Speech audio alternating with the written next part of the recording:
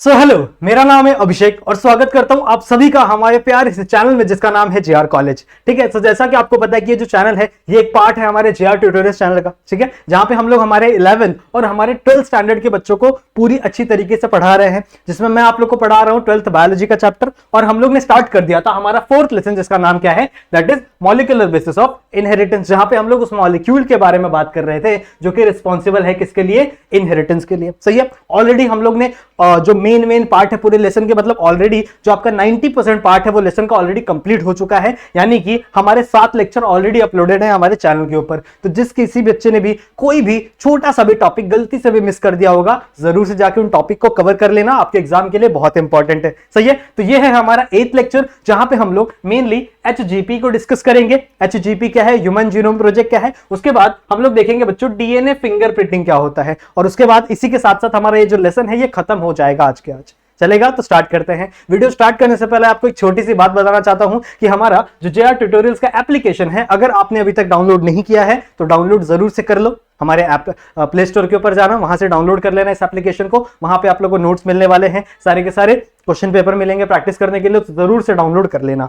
चलेगा, ठीक है। अगर आप लोग को मुझसे कनेक्ट होना है तो आप लोग आ सकते हो, ये मेरे इंस्टाग्राम की आईडी है, यहां पर आकर आप मुझसे बातें कर सकते हो, मुझसे ढेरों सारे क्वेश्चन पूछ सकते हो। ठीक है, अगर आपको मेरा पढ़ाने का तरीका अच्छा लगता है तो वो भी आप मुझे यहां पर आकर बता सकते हो। चलेगा, तो स्टार्ट करते हैं आज का लेसन। देखो, आज के लेसन में हम लोग कहां तक पहुंचे हैं, हम लोग ने लास्ट लेक्चर तक प्रोटीन सिंथेसिस कंप्लीट कर दिया था। ठीक है, प्रोटीन बनाना हम लोगों ने सीख लिया था, क्या होता है ट्रांसक्रिप्शन, ट्रांसलेशन, ट्रांसलोकेशन, सब हम लोग ने पढ़ लिया था इन वाले टॉपिक्स में। आज हम लोग मेनली जीनोम पढ़ेंगे कि आखिरकार जीनोम क्या है, और जीनोम के अंदर बहुत ही इंपॉर्टेंट प्रोजेक्ट है that is human genome project. ठीक है, ये क्या है इसके बारे में थोड़ी सी चीजें जानेंगे। उसके बाद बहुत इंपॉर्टेंट टॉपिक है यानी डीएनए फिंगरप्रिंटिंग। ठीक है, डीएनए फिंगरप्रिंटिंग कैसे की जाती है, क्या क्या इसके यूजेस है, क्या क्या एप्लीकेशन है, वो सब कुछ आज इस लेक्चर के अंदर हम लोग को जानना है। तो स्टार्ट करें, चलो आ जाओ, स्टार्ट करते हैं हमारा सबसे पहला टॉपिक। चलो, तो सबसे पहला टॉपिक है बच्चों जीनोम। आखिरकार जीनोम होता क्या है, ठीक है, और इस जीनोम के ऊपर इतना बड़ा इतना मेगा प्रोजेक्ट क्यों लॉन्च किया गया। तो सबसे पहली बात जीनोम क्या होता है। देखो, हम लोग को पता है कि हमारे पास टोटल कितने क्रोमोसोम है, 46 क्रोमोसोम, हर बच्चे को पता है। ठीक है, हर बच्चे को, अगर आप 12th स्टैंडर्ड में हो, अगर आप लोग ने थोड़ी सी बायोलॉजी पढ़ी है तो आप लोग को पता है कि आपके सेल के अंदर जो क्रोमोसोम्स होते हैं वो कितने होते हैं, ऑलमोस्ट 46 क्रोमोसोम। कितने होते हैं, 46 क्रोमोसोम। सही है, अब ये जो 46 क्रोमोसोम है ये कभी भी अलग अलग नहीं रखे होते, ये हमेशा पेयर में प्रेजेंट होते बच्चों, ये हमेशा जोड़ी में प्रेजेंट होते, समझ रहे हो। ठीक है, तो ये 46 क्रोमोसोम है, ये हमेशा पेयर में प्रेजेंट होते हैं। और कितने पेयर होते हैं, दैट इज 23। तो अगर आपसे पूछा जाए कि कितने पेयर ऑफ क्रोमोसोम है ह्यूमन बॉडी में, तो आपको क्या बताना है, 23। कितने क्रोमोसोम है, 46, पेयर में कितने हैं, 23। समझ में आ रही है बात। ठीक है, पेयर में कितने हैं, 23, और अकेले पूछा जाए टोटल कितने क्रोमोसोम है तो 46 क्रोमोसोम है। ये बातें याद रहेगी। सही है, तो हमारे पास जितने भी क्रोमोसोम्स हैं वो सारे के सारे क्या हैं, पेयर हैं। सही है, सारे के सारे पेयर में क्रोमोसोम्स प्रेजेंट होते हैं। तो अगर मैं बात करूं एक क्रोमोसोम की, मान लो कोई भी एक क्रोमोसोम की बात कर रहे हैं हम लोग, 10th नंबर के क्रोमोसोम की बात कर रहे हैं। ठीक है, हम लोग 10th नंबर के क्रोमोसोम की बात कर रहे हैं, मान लो। सही है, अब इस 10th नंबर के क्रोमोसोम पे 2 क्रोमोसोम होंगे, सिर्फ एक क्रोमोसोम तो पड़ा हुआ नहीं है। मैंने आप लोग को बताया ना, ये सारे के सारे क्रोमोसोम पेयर में प्रेजेंट है, तो यहां पे भी एक क्रोमोसोम है और यहां पे भी एक क्रोमोसोम है। सही बात है, ठीक है, यहां पे भी एक क्रोमोसोम है और यहां पे भी एक क्रोमोसोम है, दोनों के दोनों क्रोमोसोम पेयर में प्रेजेंट है। सही है, अब देखो इन क्रोमोसोम्स, जो जितने भी क्रोमोसोम्स हैं वो बने किससे होते हैं, वो सारे के सारे क्रोमोसोम्स किससे बने हैं, डीएनए से बने हैं। सारे के सारे क्रोमोसोम्स के अंदर क्या रखा हुआ है, डीएनए रखा हुआ है। तो यहां पे भी कुछ डीएनए रखा हुआ होगा। सही है, सिमिलरली यहां पे भी कुछ डीएनए रखा हुआ होगा। समझ रहे हो, सही बात है, यहां तक कोई भी दिक्कत नहीं कि इन क्रोमोसोम्स के अंदर यहां पे भी कुछ डीएनए है, यहां पे भी कोई डीएनए है। हम लोग बात कर रहे हैं 10th नंबर क्रोमोसोम की। अब 10th नंबर पे एक अकेला क्रोमोसोम नहीं होगा, वहां पे 2 क्रोमोसोम होंगे, क्योंकि हमारे क्रोमोसोम किसमें है, पेयर में प्रेजेंट है। मानते हो कि नहीं बात। सही है, अब एक बात हमेशा ध्यान में रखना कि अगर इस क्रोमोसोम पे, ठीक है, इस क्रोमोसोम के इस लोकेशन पे, मान लो इस लोकस पे यहां पे कोई जीन प्रेजेंट है, मान लो मेरे आंखों का जीन प्रेजेंट है, आई कलर का जीन प्रेजेंट है। सही है, कहां पे, इस लोकेशन पे। तो सिमिलरली इसके बाजू वाले क्रोमोसोम पे, ठीक है, इसके बाजू वाले क्रोमोसोम पे इसी पोजीशन पे सेम आंखों के कलर वाला ही जीन प्रेजेंट होगा। अगर यहां पे आंखों के कलर वाला जीन है, अगर यहां पे आई कलर का जीन है, तो यहां पे भी ये जो जीन होगा ना, it is also I colour gene, मतलब यहां पे भी आंखों के कलर का ही जीन होगा, समझ लो। तो मतलब दोनों क्रोमोसोम पे जो साथ साथ में प्रेजेंट है, जो जोड़ी जोड़ी में प्रेजेंट है, उसके पास सेम क्रोमोसोम होगा। जो क्रोमोसोम सॉरी जो जीन इसके पास है वही जीन इसके पास होगा। मान लो जो जीन यहां पे प्रेजेंट है, मान लो ये हाइट का कोई जीन है, तो यहां पे भी हाइट का ही जीन प्रेजेंट होगा। समझ में आ रही बात? ठीक है, समझ में आ रही बात? तो कहने का मतलब क्या है कि जो दो साथ साथ क्रोमोसोम प्रेजेंट होते हैं ना, उनमें सेम पोजीशन पे सेम टाइप का जीन प्रेजेंट होता है। ऐसे क्रोमोसोम्स को हम लोग कहते हैं बच्चों होमोलोगस क्रोमोसोम। ठीक है, इन दोनों क्रोमोसोम को साथ में क्या कहेंगे? Homologous chromosome. समझ रहे हो? समझ रहे हो? ठीक है, तो ये दोनों क्रोमोसोम को क्या कहा जाएगा? Homologous chromosome. अब अगर मुझे जीन की स्टडी करनी हो, ठीक है, अगर मुझे किसी भी ऑर्गेनिज्म के जीन की स्टडी करनी हो, तो मैंने क्या बोला कि यहां पे जो जीन है वही जीन यहां पे भी प्रेजेंट है। तो अगर इसके जीन की स्टडी कर लूं, तो क्या मुझे इस जीन की स्टडी करने की जरूरत है? बिल्कुल भी नहीं ना। समझ रहे हो क्या बोल रहा हूं मैं? अगर मुझे मान लो किसी भी बॉडी हाइट के जीन की स्टडी की बात करनी है, और ये है मेरे बॉडी हाइट का जीन, तो अगर मुझे बॉडी हाइट के जीन की स्टडी की बात करनी है, तो मैं या तो इसकी स्टडी कर लूंगा या फिर इसकी स्टडी कर लूंगा। दोनों स्टडी करके फायदा है क्या? क्योंकि दोनों तो सेम ही जीन है ना बच्चों, दोनों सेम जीन है, तो दोनों को दो बार पढ़ के मतलब है क्या? नहीं। तो अगर आप किसी भी होमोलोगस क्रोमोसोम में सिर्फ एक क्रोमोसोम की बात करोगे, ठीक है, अगर आप किसी भी, मान लो इसकी बात हो रही है, तो अगर आप किसी भी होमोलोगस क्रोमोसोम में किसी एक क्रोमोसोम के जीन की स्टडी करते हो ना, तो इस स्टडी को हम लोग जीनोम कहते हैं। क्या बोला मैंने? समझा? वापस बताऊं? ठीक है, वापस बताता हूं। देखो, मैंने जीनोम का मतलब क्या बताया कि अभी मैंने आपको क्या बताया, यहां तक समझा आप लोग को कि हमारे पास दो क्रोमोसोम है, पेयर में क्रोमोसोम प्रेजेंट है, और दोनों क्रोमोसोम को क्या कहा जाता है? Homologous chromosome. सही है, दोनों क्या कहा जाता है? Homologous chromosome. यहां तक क्लियर है? सही है। अब मैंने आपको बोला कि ये होमोलोगस क्रोमोसोम क्यों है भाई? इसलिए क्योंकि जो जीन यहां पे प्रेजेंट है वही जीन यहां पे भी प्रेजेंट है। जो जीन यहां पे प्रेजेंट है, ये जीन कौन सा? आई कलर का, तो यहां पे भी आई कलर का ही जीन प्रेजेंट है। तो अगर मान लो मुझे जीन की स्टडी करनी होगी, उस आई कलर की जीन की स्टडी करनी होगी, तो या तो मैं इसको स्टडी कर लूं या फिर मैं इसको स्टडी कर लूं, क्योंकि दोनों जीन तो एक ही है ना। समझ रहे हो? तो मैं किसी एक ही जीन को स्टडी करूंगा। समझ रहे हो? मैं किसी एक ही क्रोमोसोम के किसी एक ही जीन को स्टडी करूंगा। समझ में आ रही बात? ठीक है, इसी चीज को, इसी स्टडी को, मतलब किसी भी क्रोमोसोम के अगर आप एक पार्ट को कंसीडर करोगे, सिर्फ एक क्रोमोसोम को कंसीडर करोगे ना, तो उस स्टडी को हम लोग क्या कहते हैं? जीनोम कहते हैं। ठीक है, उस स्टडी को हम लोग क्या कहते हैं? जीनोम कहते हैं। अब इसी जीनोम की स्टडी के लिए एक बहुत ही बड़ा, एक बहुत ही मेगा प्रोजेक्ट लॉन्च किया गया था बच्चों, जिसका नाम था HGP, यानी कि ह्यूमन जीनोम प्रोजेक्ट। अब देखो यहां पे नाम क्या है? Human genome. ठीक है, ह्यूमन जीनोम। ठीक है, इंसानों का जो जीनोम है उसको सीक्वेंस करना है, उसको स्टडी करने वाला प्रोजेक्ट। समझ रहे हो? इसको मिटा दूं मैं, इसको थोड़ा सा मिटा देते हैं। देखो, HGP का नॉर्मल सा मतलब क्या है? HGP का नॉर्मल सा मतलब क्या है? H स्टैंड्स फॉर ह्यूमन, सही है, G stand for genome and P stands for project. सही है? सही है। ह्यूमन जीनोम, मैंने जीनोम का तुमको लोग मतलब बताया कि किसी भी क्रोमोसोम के सिर्फ एक क्रोमोसोम को अगर आप स्टडी करो तो वो क्या हो जाएगा? जीनोम हो जाएगा। सिमिलरली ऐसे ही ह्यूमन के पास कितने टोटल कितने क्रोमोसोम है? 23 पेयर। कितने पेयर है? 23 पेयर। तो समझ रहे हो? मतलब एक पेयर इधर होगा, फिर दूसरा पेयर होगा, फिर तीसरा पेयर होगा, फिर चौथा पेयर होगा, ऐसे करते करते कितने हैं टोटल? 23 पेयर। समझ में आ रही बात? तो हम लोग इन सारे के सारे 23 पेयर्स का सिर्फ एक एक क्रोमोसोम उठाएंगे और उसको स्टडी करेंगे। समझ रहे हो?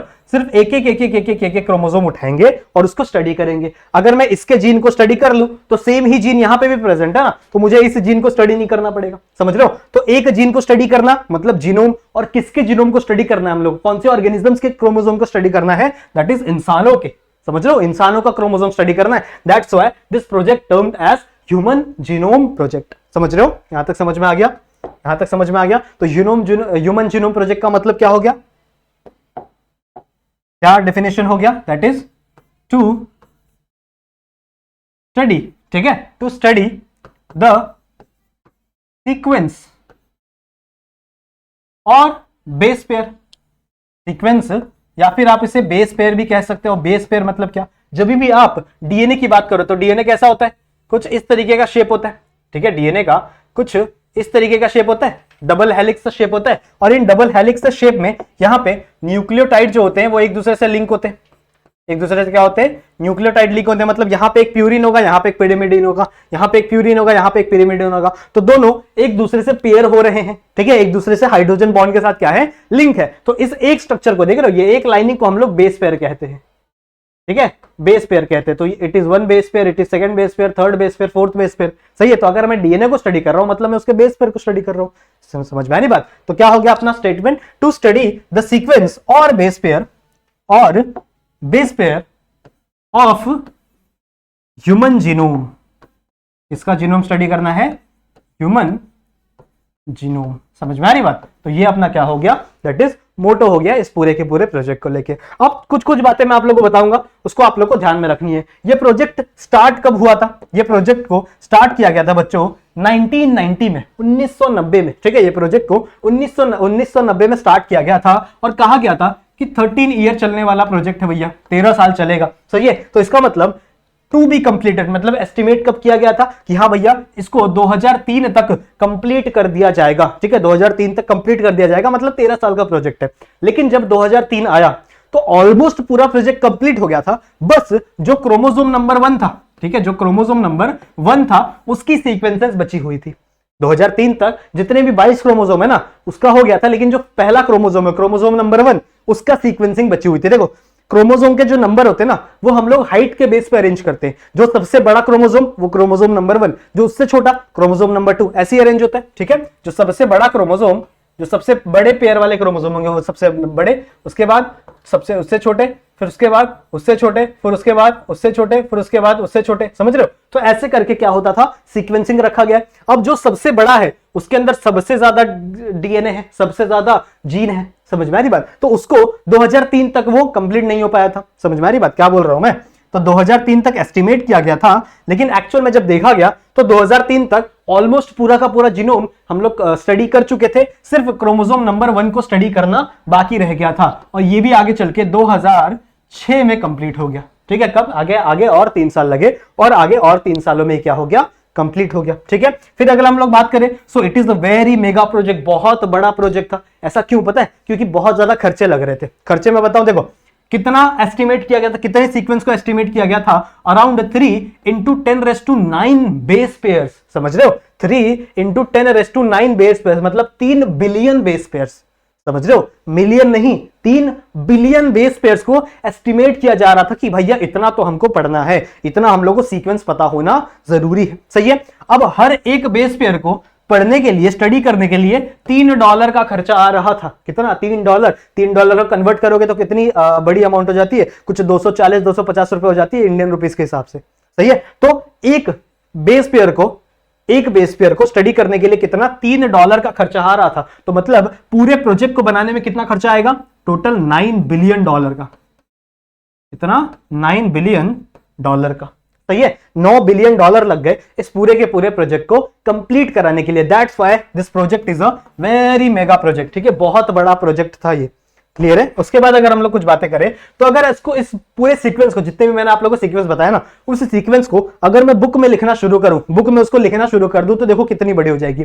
अगर मान लो हर बुक में 1000 पेज, ठीक है, एक बुक मैंने ली, उस बुक में 1000 पेजेस है, और हर पेज पे मैं 1000 पेजेस लिख दिया मैंने गलती से, 1000 सीक्वेंस लिख रहा हूं, पेजेस नहीं है, 1000 सीक्वेंस लिख रहा हूं, ठीक है। क्या बोला मैंने, अगर मेरे पास हर एक बुक है, ठीक है, और उस एक बुक में कितने पेजेस हैं, 1000 पेज है, कितने पेज है, 1000 पेज है, और उस एक पेज पे, उस 1000 पेज में से अगर मैं एक पेज की बात करूं तो उस एक पेज पे मैं 1000 सीक्वेंस लिख रहा हूं। एक पेज पे मैं अगर 1000 सीक्वेंस लिख रहा हूं तो मुझे पूरा का पूरा सीक्वेंस यानी 3 बिलियन सीक्वेंस लिखने में कितना टाइम लग जाएगा, दैट इज 33 बुक्स मेरी लग जाएंगी, 33,000 बुक लग जाएंगी मेरी।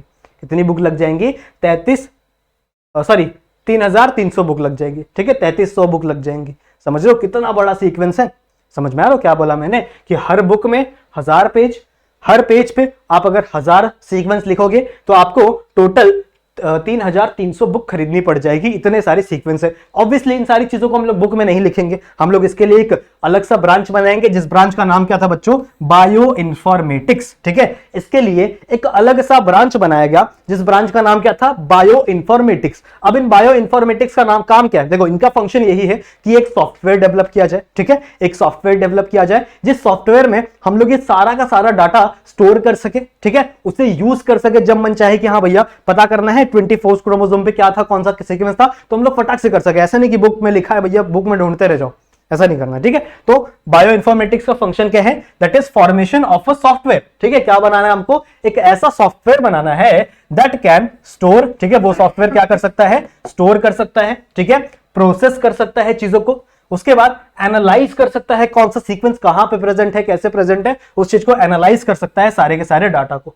समझ रहे हो, इस एक नई ब्रांच को, बायोलॉजी में इस नई ब्रांच को हम लोग ने क्या कहा, दैट इज बायो इन्फॉर्मेटिक्स। ठीक है, बायो इन्फॉर्मेटिक्स। क्लियर है, क्लियर है, समझ में आ गया। नेक्स्ट क्या है, कौन कौन इन्वॉल्व था भैया, एक बंदे का तो काम नहीं है ना, ये बहुत सारे एजेंसीज, बहुत सारे ग्रुप ऑफ साइंटिस्ट इन्वॉल्व हुए होंगे, तभी जाकर ये प्रोजेक्ट आगे बढ़ा हुआ होगा। सही है, तो अगर हम लोग इन्वॉल्वमेंट की बात करें तो सबसे पहले हमारा यूएस डिपार्टमेंट ऑफ एनर्जी, ठीक है, अमेरिका का यूएस डिपार्टमेंट ऑफ एनर्जी था, उसने इनिशिएट किया था, स्टार्ट किया था इस प्रोजेक्ट को।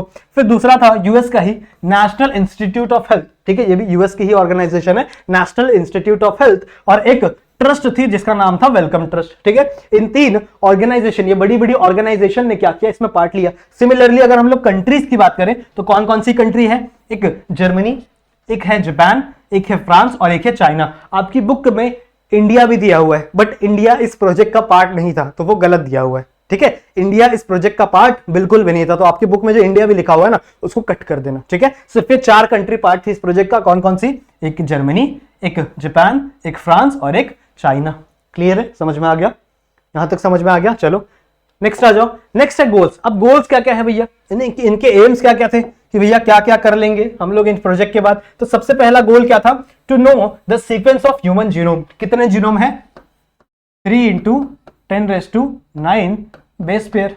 सही है, मतलब 3 बिलियन बेस पेयर, इतने बेस पेयर का हमको जीनोम का सीक्वेंस पता करना है। सबसे पहला गोल ये था। फिर दूसरा गोल क्या है कि जितने भी हमारे जीन हैं, ऑलमोस्ट इन्होंने एस्टिमेट किया कितने, 33,000 जीन हैं। ठीक है, कितने, 33,000 जीन हैं, इतने जीन को एस्टिमेट किया जाए, इनका जीनोम पता किया जाए, इनका सीक्वेंस पता किया जाए, सारे के सारे जीन्स का। ठीक है, उसके बाद to store, process and analyse the data, जो मैंने अभी आप लोगों को बताया बायो इन्फॉर्मेटिक्स वाला। और इसके बाद क्या है, to address ethical, social and legal issues. बहुत सारे, देखो अब अगर आप किसी भी ऑर्गेनिज्म के ऊपर, किसी भी इंसान के ऊपर कोई भी रिसर्च करोगे, उसका जो मतलब उसके जैसे भी नेचर ने उसको बनाया है उसका रिसर्च करोगे, तो बहुत सारे इश्यूज होते, बहुत सारे लोग उठ के आ जाते हैं कि नहीं, हमें नेचर ने जैसा बनाया है वैसा ही रहने दो, हमें स्पेशल क्रिएचर गॉड ने जैसा बनाया है हमें वैसा ही रहने दो। सही है, तो बहुत सारे इश्यूज भी होने लगते हैं इसके वजह से, तो उनको भी टैकल करना, उनसे भी डील करना किसका ही काम था, हमारे एचजीपी वालों का ही काम था। ठीक है, जो इनके प्रोजेक्ट में इन्वॉल्व हुए थे। क्या क्या मिला भैया, कंक्लूजन क्या मिला, इतना सब तामझाम करने के बाद, इतना पैसा डालने के बाद क्या कंक्लूजन मिला। तो देखो सबसे पहला कंक्लूजन क्या था, कितने बेस पेयर्स हम लोग को पता चले, हम लोग को पता चले बच्चों 3164.7 मिलियन बेस पेयर। कितने, 3164.7 मिलियन। अगर हम लोग इसको बिलियन में कन्वर्ट करें तो ये होता है ऑलमोस्ट 3.1। हम लोगों ने 3 बिलियन एस्टिमेट किया था, मिला कितना, 3.1 बिलियन मिला, तो ऑलमोस्ट उसी के रेंज का है। फिर अगर हम लोग बात करें बच्चों जीन की, तो हमको मिला 33,000 जीन। ठीक है, कितने मिले, 33, मैंने आप लोग को अभी बता दिया ना, 33,000 जीन। लेकिन साइंटिस्टों ने एस्टिमेट किया कितना किया था पता है, साइंटिस्टों ने सोचा कितना था कि कितने मिल सकते हैं। साइंटिस्टों को लगा था कि यार 80,000 से लेके 1,40,000, कितने, 80,000, 80,000 से लेके 1,40,000 तक जीन मिल सकते हैं हमको, पर मिले कितने, सिर्फ 33,000। सही है, ऐसा उनको लगा, मतलब आधे से भी कम। उसके बाद इन्होंने क्या बोला कि एवरेज जितने भी जीन हैं हमारे बॉडी में, जितने भी एवरेज जीन है, जीन का जो लेंथ है उसमें एवरेजली 3,000 बेस पेयर प्रेजेंट है। ठीक है, 3,000 बेस पेयर जितना लंबा एक जीन हमारे बॉडी में प्रेजेंट है। फिर हम लोग बात करें चौथे की, तो इन्होंने क्या बोला कि यार 99.9% जो डीएनए है हमारे ऑर्गेनिजम्स का, जितने भी ह्यूमंस का, वो सेम है। ठीक है, क्या बोला इन्होंने, 99.9% of the DNA is same in all of human. ठीक है, जितने भी इंसान है उन सब का 99.9% डीएनए क्या है, सेम है। फिर लास्ट पॉइंट क्या था, function of only 50% gene is known. अब देखो जितने भी जीन हम लोग को मिले ना 33,000 जीन, इसमें से इन सारे जीन में से सिर्फ हम लोग को सिर्फ 50% जीन का ही फंक्शन पता है कि वो हमारे बॉडी में करता क्या है, कौन से प्रोटीन बनाता है, क्या करता है। बाकी आधे से ज्यादा यानी आधे समझ लो उतने जीन्स का फंक्शन ही हम लोग को नहीं पता। क्लियर है? ठीक है। सो आई होप आप लोग को इतना चीजें समझ में आ गया है। ठीक है, आई होप आप लोग को ह्यूमन जीनोम, देखो यहाँ पे हमारे ह्यूमन जीनोम प्रोजेक्ट जो भी चीजें थी वो है खत्म हो गई है। इसके बाद एक और छोटा सा टॉपिक बचा हुआ है जिसका नाम है डीएनए फिंगरप्रिंटिंग। ठीक है, तो एक और छोटा सा टॉपिक है दैट इज डीएनए फिंगरप्रिंटिंग। इसको आज हम लोग कवर करेंगे, उसके बाद हमारा लेसन भी खत्म हो जाएगा। तो देखो आ जाओ, क्या होता है डीएनए फिंगरप्रिंटिंग। देखो हम लोग को पता है कि हमारे बॉडी में डीएनए प्रेजेंट है। तो मान लो मैंने डीएनए को खोल दिया, डीएनए की सीक्वेंस थी उसको मैंने ऐसे ओपन कर दिया। तो this is the sequence of your DNA, this is the sequence of the DNA. और यहाँ पे क्या प्रेजेंट होंगे, न्यूक्लियोटाइड, और उसके अपोजिट सीक्वेंस यहाँ पे प्रेजेंट होगी। सही है। अब पूरे की पूरी डीएनए में जीन नहीं होता, डीएनए का कुछ छोटे छोटे पार्ट्स ही जीन कहलाता है ना। तो मान लो ये एक पार्ट एक जीन है, ठीक है, ये एक जीन है। फिर मान लो ये एक पार्ट ये एक जीन है। सही है, मान लो ये एक पार्ट ये एक जीन है। तो ये इतना जो पोर्शन है this is called as gene. ये जो स्ट्रक्चर है this structure is known as gene. सही है। जो आगे चल के प्रोटीन बनाता है, जो हम लोग ने अभी तक पढ़ा है ना, इतने लेक्चर्स में हम लोग ने पढ़ा है कि ये जीन आगे चल के आरएनए का फॉर्मेशन करता है और आरएनए से आगे चल के प्रोटीन का फॉर्मेशन होता है, मतलब ये प्रोटीन सिंथेसिस करता है। सेंट्रल डोग्मा याद आ रहा है। उसके बाद ये जो बचा हुआ पार्ट है, ये जो बचा हुआ पार्ट है, दिख रहा है ये वाला पार्ट, ये जो बचा हुआ पार्ट है, इसका क्या, इसका क्या, इस पार्ट को हम लोग कहते हैं बच्चों जंक डीएनए। इस पार्ट को हम लोग क्या कहते हैं, जंक डीएनए। बट ये एक्चुअल में इतना जंक नहीं है, इसके अंदर कुछ ऐसी सीक्वेंस प्रेजेंट होती है ना, कुछ ऐसी सीक्वेंस है जिनकी वजह से हम लोग डीएनए फिंगरप्रिंटिंग कर पाते हैं। इन सीक्वेंस को क्या कहते हैं, आप देखिए ये जो सीक्वेंस प्रेजेंट है ना ये बार बार रिपीट होती है। ठीक है, जो सीक्वेंस है ये बार बार रिपीट होती है। मान लो इसके अंदर कोई सीक्वेंस है ATGC, मान लो एक ATGC सीक्वेंस है, तो ये ATGC बार बार रिपीट होगी, बार बार वापस आएगा ATGC, फिर आएगा ATGC। समझ रहे हो? तो यहाँ पे ये जो जंक डीएनए है, इस जंक डीएनए में कुछ ऐसी सीक्वेंस होंगी जहां पे आपका एक ऐसा सीक्वेंस बार बार रिपीट कर रहा होगा। ठीक है, कहां पे प्रेजेंट होगा, ये आपके जंक डीएनए में। इन रिपीशन को, ये जो रिपीट हो रहे हैं ना, इन सीक्वेंस को हम लोग क्या कहते हैं, टैंडम, या फिर इसका पूरा नाम लिख देते हैं, इसका पूरा नाम है variable number of tandem repeat. समझ रहे हो? ठीक है, variable number of tandem repeat. इसका मतलब क्या है कि आपके या इसके अंदर जितने भी छोटे छोटे सीक्वेंस है वो क्या हो रहे हैं, बार बार रिपीट हो रहे हैं। उस चीज को हम लोग क्या कहते हैं, that is variable number of tandem repeat. Clear है? ठीक है, variable number of tandem repeat समझ में आ गया। क्या होता है, कुछ डीएनए के सीक्वेंस होंगे जो बार बार रिपीट हो रहे होंगे, बार बार रिपीट हो रहे होंगे। अब ये डिफरेंट हो सकता है, हर ऑर्गेनिज्म में ये डिफरेंट हो सकता है। मान लो मेरे अंदर कोई भी सीक्वेंस 4 बार रिपीट हो रही होगी, तो आपके अंदर 5 बार रिपीट हो रही है, किसी के अंदर 6 बार रिपीट हो रही है, किसी के अंदर 10 बार रिपीट हो रही है। सही है। फिर किसी के अंदर वो सीक्वेंस ही अलग है, मेरे अंदर अगर ATGC है तो मान लो आपके अंदर AGTC है। समझ रहे हो? या फिर कोई और ही सीक्वेंस है, या फिर उसके नंबर अलग है। समझ रहे हो? ऐसे अलग अलग सीक्वेंस अलग अलग नंबर में हर ऑर्गेनिज्म के अंदर डिफरेंट होती है, हर ऑर्गेनिज्म के अंदर क्या होती है, डिफरेंट होती है। और ये एक यूनिकनेस देता है उसके डीएनए को। समझ रहे हो? ये उसके डीएनए को एक यूनिकनेस देता है कि हाँ भैया इसका ये डीएनए है। यहां से हम लोग को पता चलता है कि कौन सा डीएनए किस ऑर्गेनिज्म का है। इसी चीज को हम लोग क्या बोलते हैं बच्चों, फिंगरप्रिंटिंग। फिंगरप्रिंटिंग हम लोग को पता है, हमारे फोन में भी फिंगरप्रिंट आता है, हमारे और भी जगह हम लोग फिंगरप्रिंट यूज करते हैं ना। फिंगरप्रिंट मतलब क्या, ये फिंगरप्रिंट हमारे यूनिक है, दुनिया में और कोई भी ऐसा ऑर्गेनिज्म नहीं होगा जिसका ये फिंगरप्रिंट सेम होगा। सिमिलरली हमारे डीएनए में भी कोई एक ऐसा रीजन है जहां पे कुछ यूनिकनेस छुपी हुई है, जहां पे कुछ ऐसे चीजें छुपी हुई है जो हमारे अंदर यूनिक है, वो और किसी के अंदर नहीं होगी। समझ रहे हो? इसी चीज को हम लोग क्या कहते हैं, variable number of tandem repeat. और यहीं से हम लोग निकालेंगे हमारा डीएनए फिंगरप्रिंटिंग। क्लियर है? यहीं से हम लोग क्या निकालेंगे, हमारा डीएनए फिंगरप्रिंटिंग। अब इसको करने के कुछ मेजर स्टेप्स हैं। देखो इसको करने के कुछ मेजर स्टेप्स हैं। सबसे पहला स्टेप क्या है, आइसोलेशन। देखो आइसोलेशन का मतलब क्या होता है, रिमूवल। आपका जो डीएनए है ना, पहले उसको काट के निकाला जाएगा with the help of restriction enzyme. अब देखो आप लोगों ने 13 लेसन नहीं पढ़ा अभी तक मेरे साथ, तो कोई बात नहीं, बट मैं आप लोगों को बताऊंगा रिस्ट्रिक्शन एंजाइम क्या होता है। ठीक है, तो हम लोग बताएंगे, पढ़ेंगे, टेंशन मत लो। उसके बाद जैसे ही आप रिस्ट्रिक्शन एंजाइम को यूज करके उस डीएनए को आइसोलेट कर दोगे, उसके बाद आपको करवाना है बच्चों जेल इलेक्ट्रोफोरेसिस। ठीक है, जेल इलेक्ट्रोफोरेसिस क्या होता है वो भी मैं आप लोगों को बताऊंगा।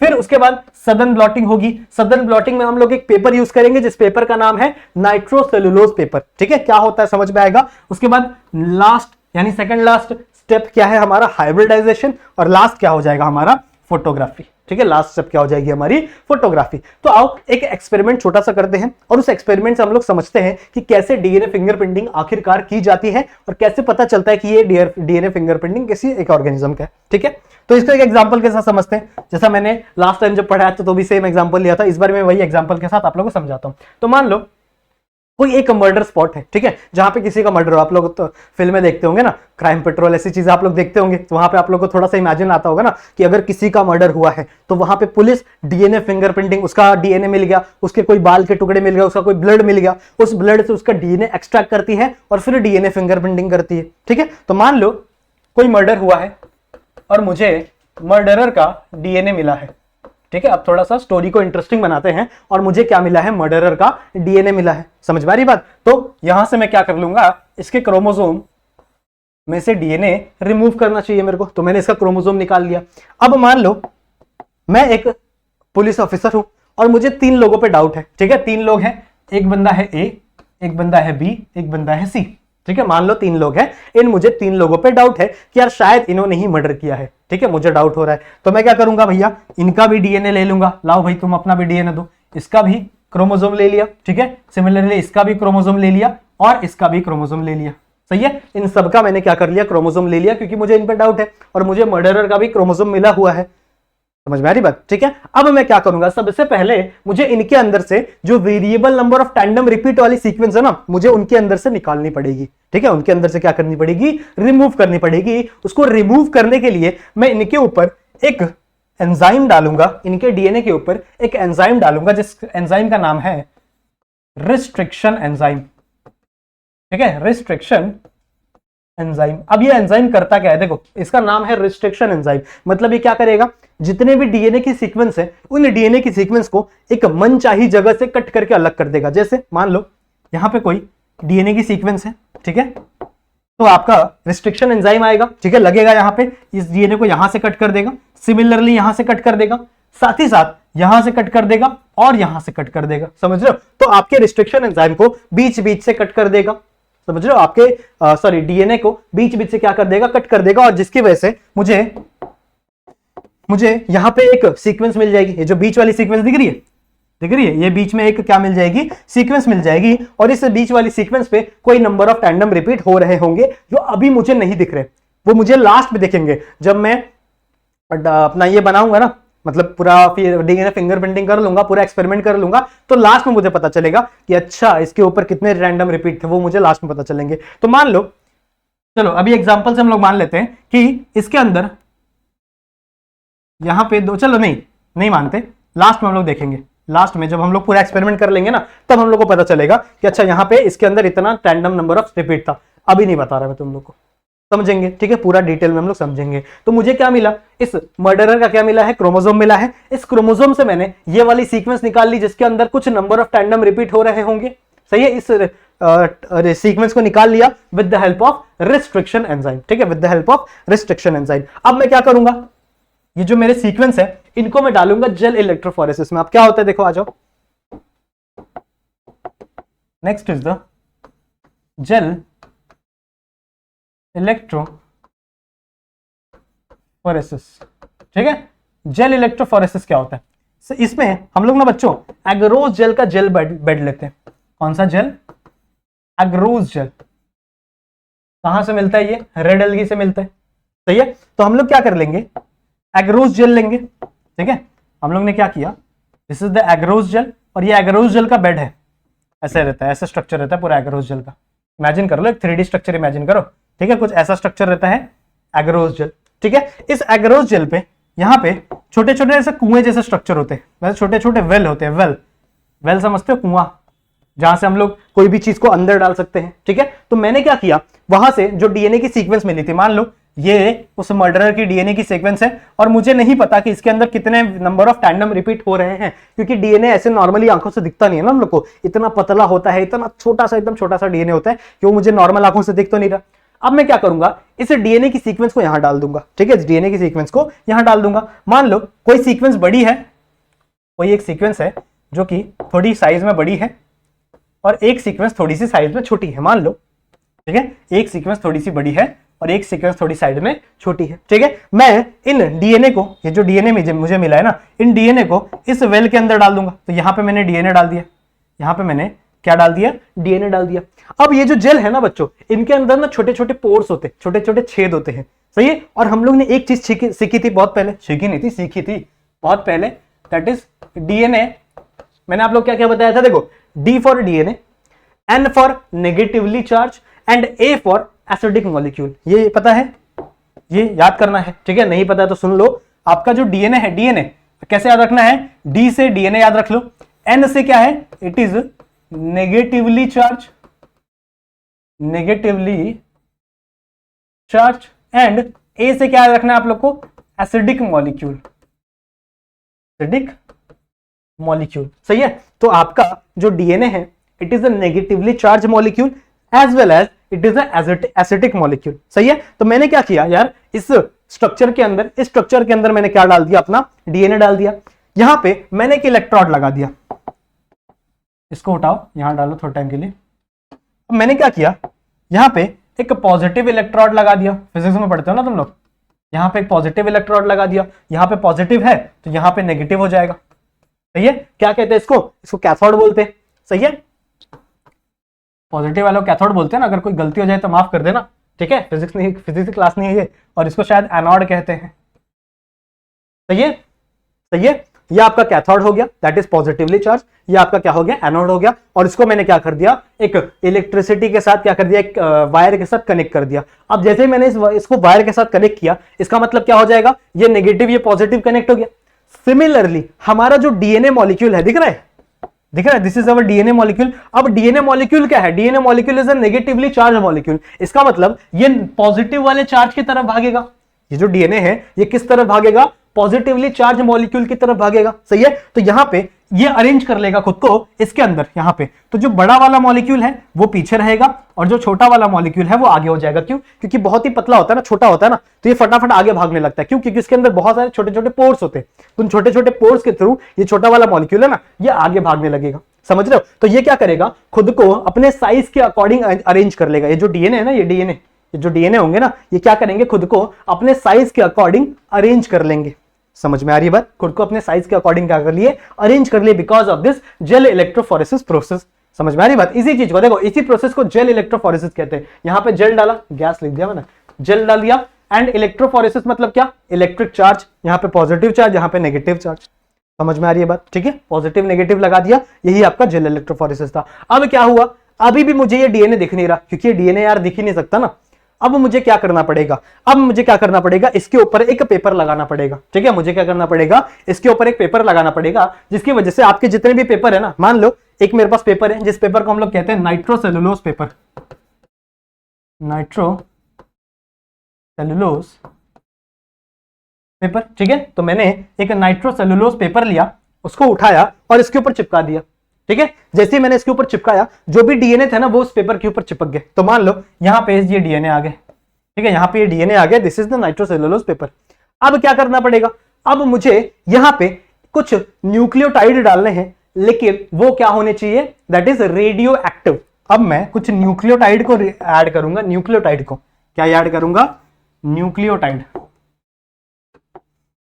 बट वो कैसे हैं, रेडियो एक्टिव न्यूक्लियो। अब देखो न्यूक्लियोटाइड क्या है, ये डीएनए की सीक्वेंस है, तो डीएनए की सीक्वेंस में भी कुछ न्यूक्लियोटाइड है, सही है। सिमिलरली ये भी डीएनए की सीक्वेंस है, तो डीएनए की सीक्वेंस में यहां पे भी कुछ न्यूक्लियोटाइड है। सिमिलरली जो मैंने न्यूक्लियोटाइड डाले हैं वो इसके जो अपोजिट होगा ना, वो इसके सामने आके पेयर बना लेगा। मतलब यहां पे एक दूसरी चेन बन गई इसके सामने सामने, सिमिलरली इसके सामने सामने एक दूसरी चेन बन गई, क्योंकि ये इसके अपोजिट वाले चिपक जाएंगे, सही है। और इसका मैंने वापस क्या कर लिया, इसको चिपका दिया, तो यहां पे एक दूसरी चेन आ गई, यहां पे एक दूसरी चेन आ गई। अब ये वाली जो चेन है, इट इज रेडियो एक्टिव, मतलब ये मैं देख सकता हूं, ठीक है, ये मैंने क्या कर सकता हूं, देख सकता हूं। यहां पे जो दूसरी आप लोग ने एक न्यूक्लियोटाइड डालने की कोशिश की है, दूसरा एक रेडियो एक्टिव न्यूक्लियोटाइड डालने की कोशिश की है, जिसकी वजह से यहां पे क्या बन गया है, हाइब्रिड स्ट्रक्चर बन गया। हाइब्रिड स्ट्रक्चर मतलब क्या, उसका अपोजिट स्ट्रक्चर। इस प्रोसेस को हम लोग कहते हैं हाइब्रिडाइजेशन। क्या कहते हैं, हाइब्रिडाइजेशन, समझ रहे हो, ठीक है। इसको मैंने क्या बोला, हाइब्रिडाइजेशन। अब करना कुछ नहीं है, इसी नाइट्रोसेलुलोज पेपर में से मुझे क्या करना है, देखो यहां पे करता हूं, ये मेरा नाइट्रोसेलुलोज पेपर है, this is the nitrocellulose paper, और इसके अंदर मेरा क्या प्रेजेंट है, this is small DNA, this is बड़ा वाला डीएनए, और इसके सामने क्या लगा दिया था मैंने, एक दूसरा न्यूक्लियोटाइड का सीक्वेंस लगा दिया था, जो कि कैसी सीक्वेंस है, दैट इज हाइब्रिड सीक्वेंस है। सिमिलरली यहां पे भी एक और सीक्वेंस लगा दिया जो कि हाइब्रिड सीक्वेंस है। अब मुझे ये सीक्वेंस दिख सकती है क्योंकि ये रेडियो एक्टिव है, ये नहीं दिखेगी क्योंकि ये रेडियो एक्टिव नहीं है। सिमिलरली मुझे ये दिख सकती है क्योंकि ये रेडियो एक्टिव है, ये नहीं दिखेगी because it is not radio active. अब मुझे इसकी फोटोग्राफी करनी है। फोटोग्राफी के लिए क्या करूंगा, मैं इसके ऊपर मारूंगा बच्चों एक्स रेज, क्या मारूंगा, एक्स रेज मारूंगा, ठीक है।